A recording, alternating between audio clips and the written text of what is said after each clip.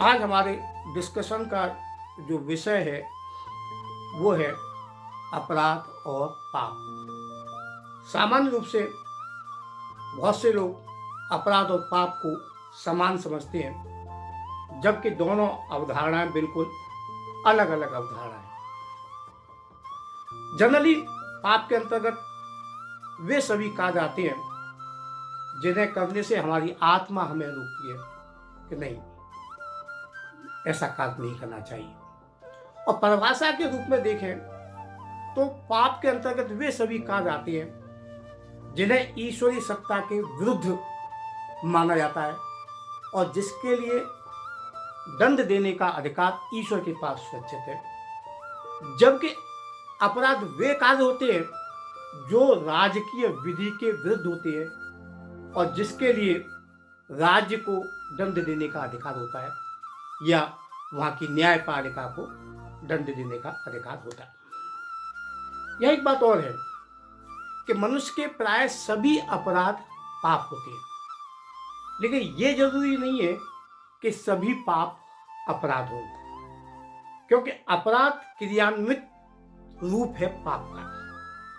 इसलिए हर पाप अपराध नहीं हो सकता, लेकिन हर अपराध के पीछे एक पाप की भावना जरूर होती है।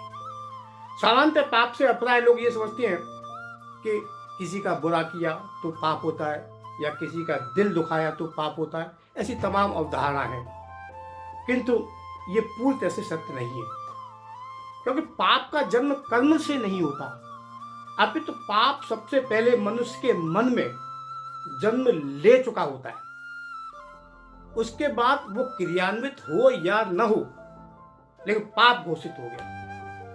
और कई विद्वान तो ये भी मानते हैं कि मन में पाप का विचार आना भी एक पाप है और पाप करते समय सुखमय होता है, लेकिन भोगते समय दुखमय होता है। और कहीं कहीं जो समाज व्यवस्था यदि ईश्वरीय होती है या कुछ जगह समाज व्यवस्था को ईश्वरीय मान लिया जाता है, तो वहां पर उसके प्रतिकूल आचरण किया जाए तो वो आचरण अपराध की श्रेणी में भी आएगा और पाप की श्रेणी में भी आएगा। उसे पाप भी माना जाएगा, अपराध भी माना जाएगा और पाप भी माना जाएगा। पाप करते समय मन दो भागों में बट जाता है और वो दो भाग एक दूसरे से द्वंद्व करते हैं। आपके जीवन में कभी शायद ऐसा हुआ हो कि कोई गलत काम करते तो मन में विचार आता है कि ये काम करना चाहिए, फिर दूसरा विचार आएगा नहीं करना चाहिए, करना चाहिए नहीं करना चाहिए। इस तरह का द्वंद्व चलता है। और करना चाहिए, ये पाप करना चाहिए, इस तरह का विचार ये प्रबल हो गया तो आप पाप करने लगेंगे, और नहीं करना चाहिए इस पर आप धड़ रहे तो आपका पाप करने से बच जाएंगे। एक्चुअली मन में एक आवाज आती है, पहली बार जब आप अपराध करेंगे पाप का विचार आएगा कि नहीं गलत है, और उसमें आप जीत गए तो उस रास्ते से आप बच जाएंगे। और दूसरा भाग जीत गया मन का, अरे कर लेते हैं कोई दिक्कत नहीं है, तो धीरे धीरे आप पाप में संलग्न हो जाएंगे और अपराध के मार्ग पर चलने लगेंगे। तो इस प्रकार जब पाप करते हैं तो मन दो भागों में होता है और दोनों में द्वंद्व चलता है। तो कुल मिलाकर जो पाप होता है वो मनोगत होता है, मानसिक होता है, जबकि अपराध शरीरगत होता है।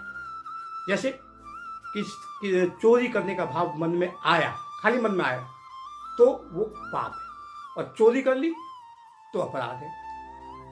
झूठ बोलने का विचार आया तो वो विचार पाप है, और झूठ बोल दिया तो वो अपराध है।